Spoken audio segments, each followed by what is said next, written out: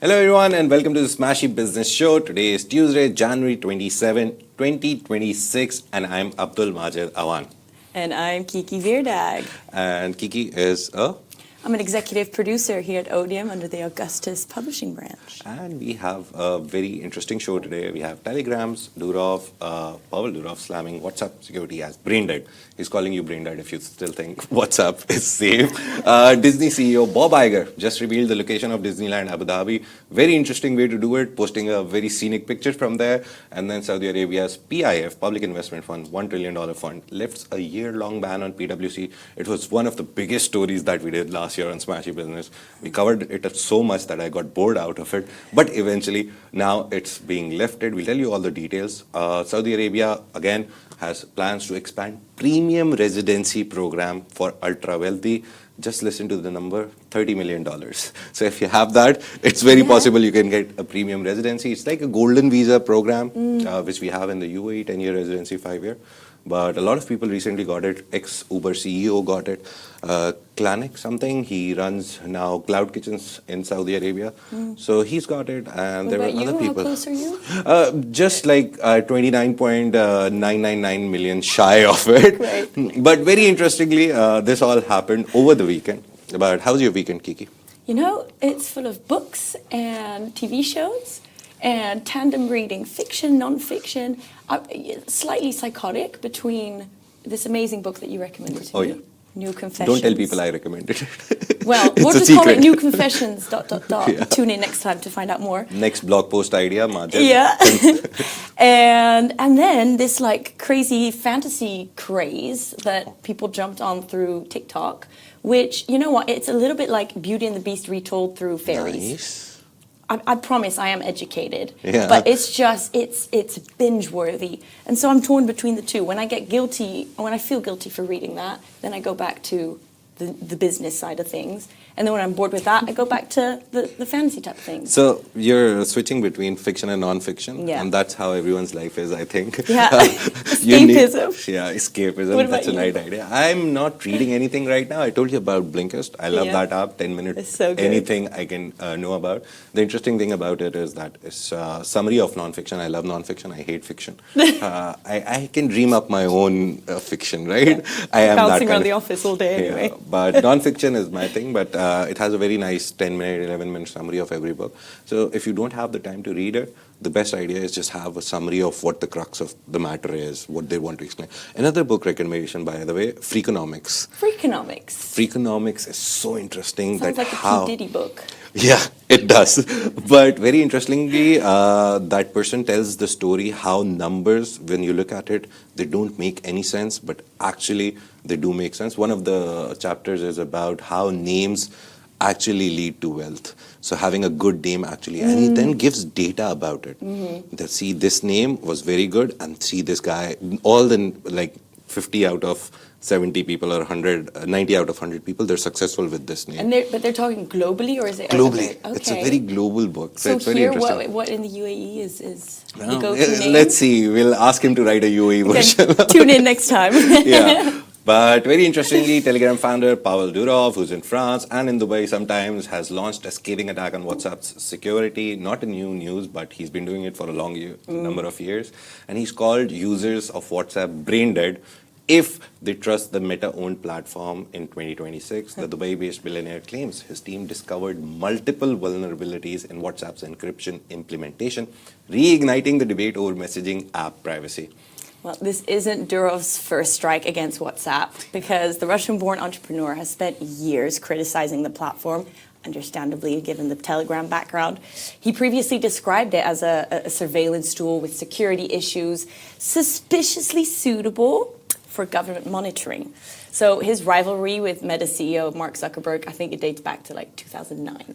Very long history. But the comments come as Durov navigates serious legal troubles in France. We've reported on that a lot as well. He's a UAE citizen. We cover him a lot. He was arrested at Paris's Le Bourget airport, if I'm pronouncing it right. Le Bourget. In August 2024, facing 12 charges, including complicity in a lot of bad things. I don't want to name them. He posted a 5 million euros bail, and then he was able to live in France. But now he's out. and where he was initially banned from leaving France, and I think he was required to report to police twice weekly. Yeah. Durov's travel restrictions were sort of gradually relaxed, and his travel ban was fully lifted last November, although the case remains ongoing. Yeah, it's a very interesting case. And despite the legal constraints, Durov has traveled to Dubai multiple times.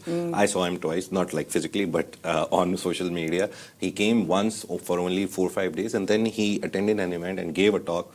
Very interesting talk. He started with, "Oh, who here loves Dubai?" And everyone was like, "Oh, yeah, everyone loves Dubai." And then he was like, "Oh, I hate Europe whenever I come to Dubai." That was the start of the talk. And then he went on to talk about a lot of new ideas in Telegram that they're implementing.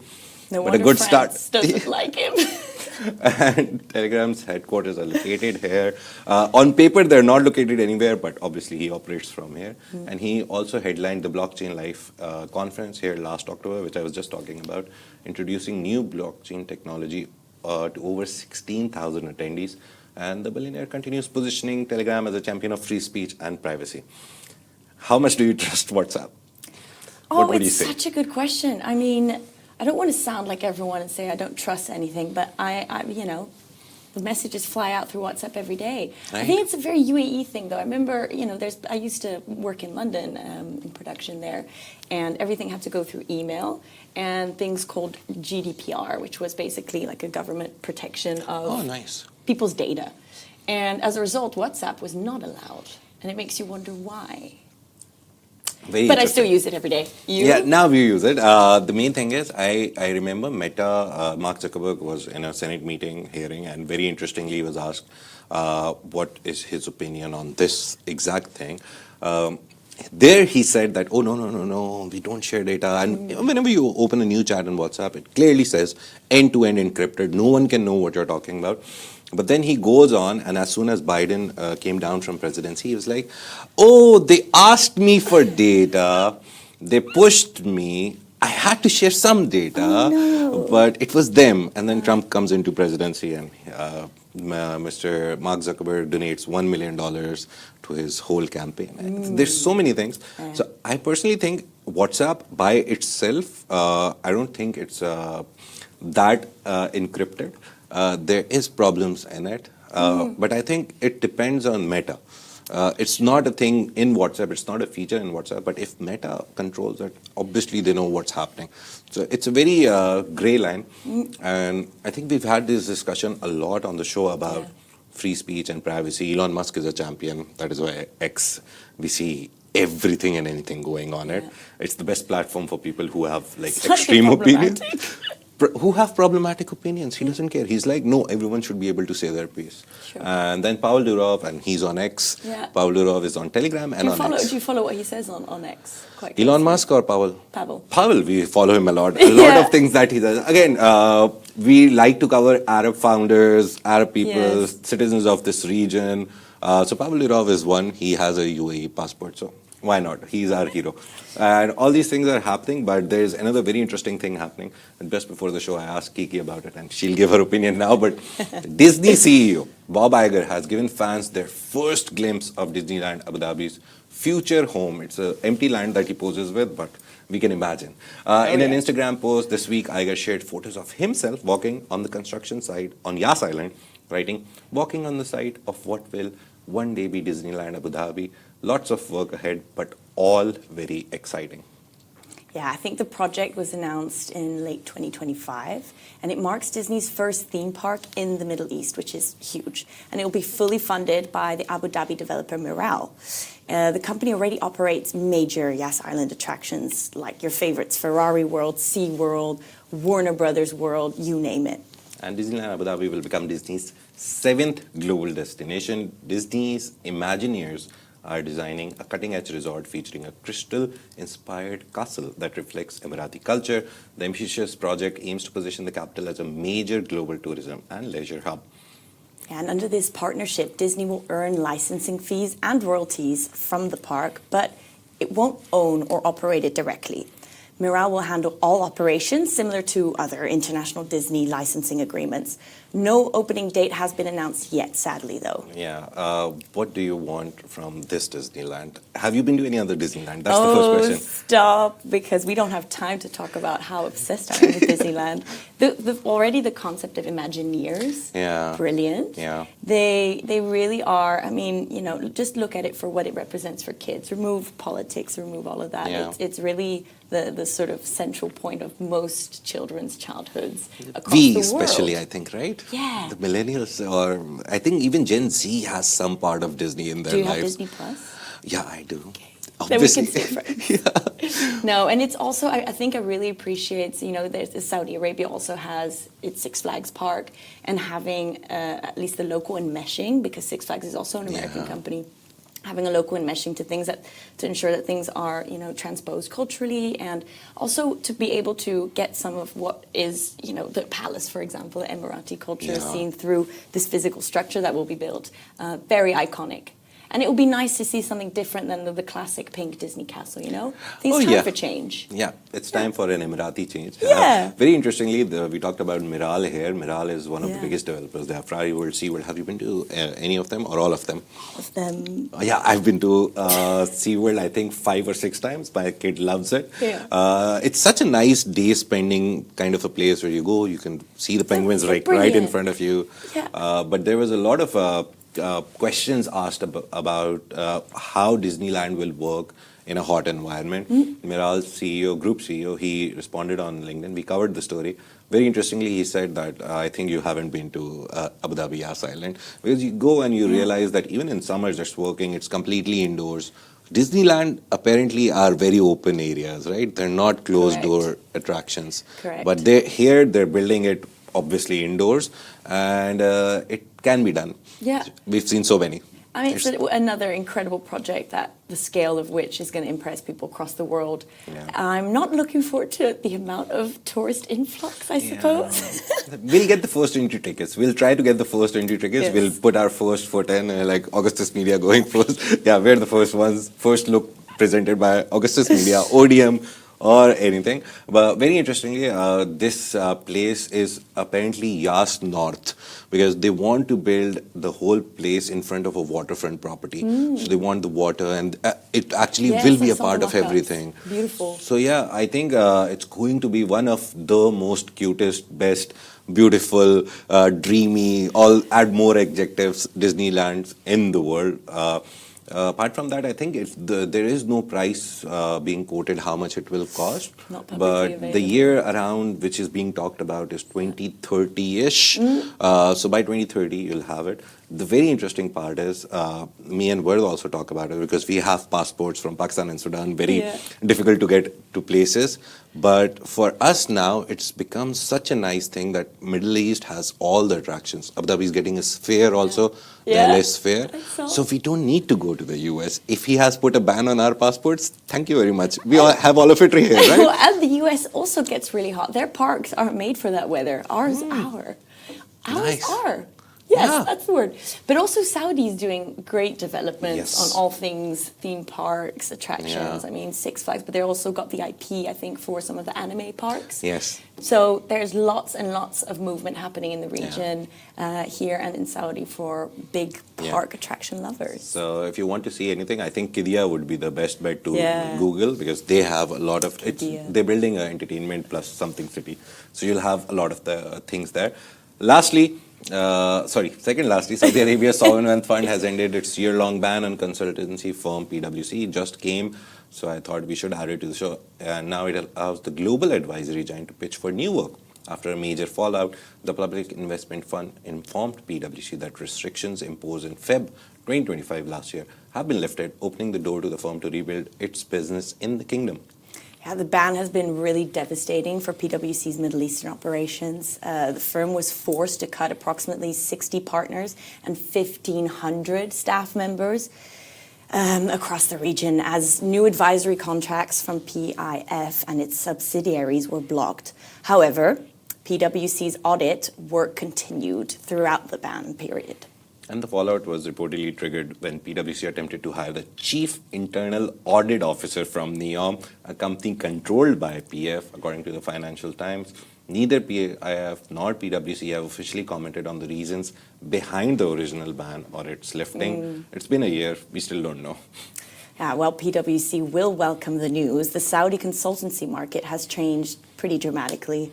Government belt tightening and planned spending cuts have ended years of rapid growth in the sector. So PwC had previously reported that its Middle East operations were its fastest growing region globally. And we'll move quickly to the next story because it's the same country. Yeah. Saudi Arabia is also planning to expand its premium residency program to attract more ultra-wealthy individuals and talent to the kingdom. Under the proposed changes, which were reported by Bloomberg exclusively, high net worth individuals, HNWIs, with assets of around $30 million could become eligible, according to documents seen by Bloomberg News. Yeah, the expanded program would also target super yacht owners, which we're very familiar with in this region, high-achieving students, which is great, and a broader range of entrepreneurs. High net worth applicants would likely need recommendations from the kingdom's investment ministry. The new rules could be announced as soon as April, though no final decisions have been made. And currently, Saudi Premium Residency focuses on certain executives, entrepreneurs, and researchers, offering benefits like exemption from business fees and easier real estate ownership. Already the market is open for foreign ownership in Saudi Arabia, so that's a good sign also. You can invest. You can also invest. The expansion... millions. Yeah, just 5 million, that's a small house. The expansion aims to boost overseas investment and skilled talent at a time when government finances face pressure from subdued oil prices. Yeah, the move is meant to mirror Dubai's successful Golden Visa program, which has helped the Emirate attract expats and businesses from across the world. Application fees are expected to remain around $1,000 for new categories, though permanent residency can cost up to $200,000. Yeah. Premium residency offers expats greater stability and easier travel, job flexibility, things like that. Yeah. The main important thing is that Saudi is following the playbook of UAE. We know that. Yeah. It's very pretty clear. The Golden Visas program started here, now it's moving there. There was a part about students, exceptional students. You have Golden Visa for students here as well. Yeah, so that's great. UAE has a whole plethora of Golden Visas which you can get. You can be a talented individual from AI field, anything. And Saudi Arabia is following it. I think it's just oil prices are going down. They don't have the money to sustain. Yeah. So property ownership, they opened it to foreign people. Now Kiki from which country? From the Netherlands. Yeah, I want her to say it. Yeah. She can invest too, because before that it wasn't possible.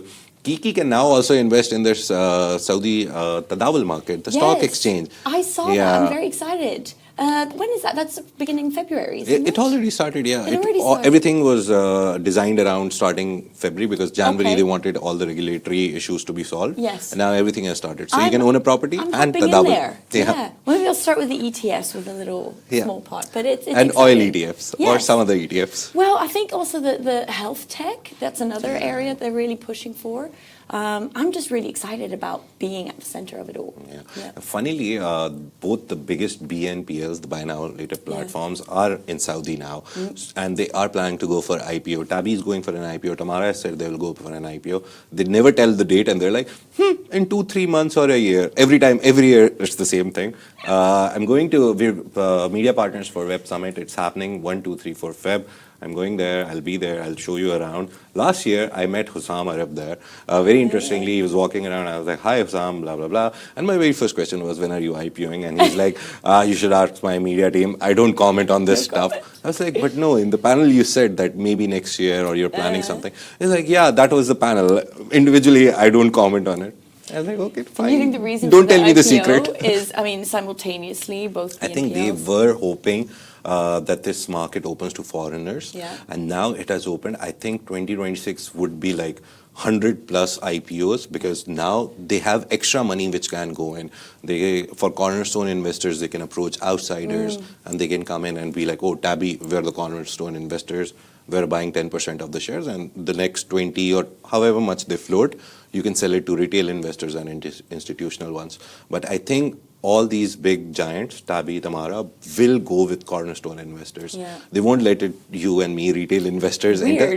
Even if they do, I think it will be like 5% of the total. It would be the bigger people, because they would want more money and expansion. And hopefully they'll go out of the region and go somewhere else in Europe, or maybe they'll give competition to the original BNPL guys in other words. I'm going to ask you for your predictions, but we can maybe do that offline. 100% done. Yeah. Yes, we don't want any financial advice on the show.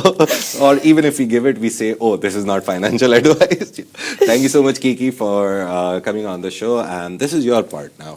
Thank you for having me. Yeah. It is a wrap for today. We hope you enjoyed spending some time with us. Thank you for tuning in to the Smashi Business Show. Make sure to follow us, of course, across all social media channels at Smashi Business. And stay ahead with our daily newsletter, where you'll find the subscription link in the description. And this has been a Smashi Business Show, Smashi Business production, part of the Augustus Media Podcast Network. A big shout out to our more than 2 million monthly listeners across all platforms. Shout out. You make this possible. There's one number I would like to say. This is 2 million per month, but last year on Smashi Business alone, we had 2 million listeners throughout the year. That was a big number.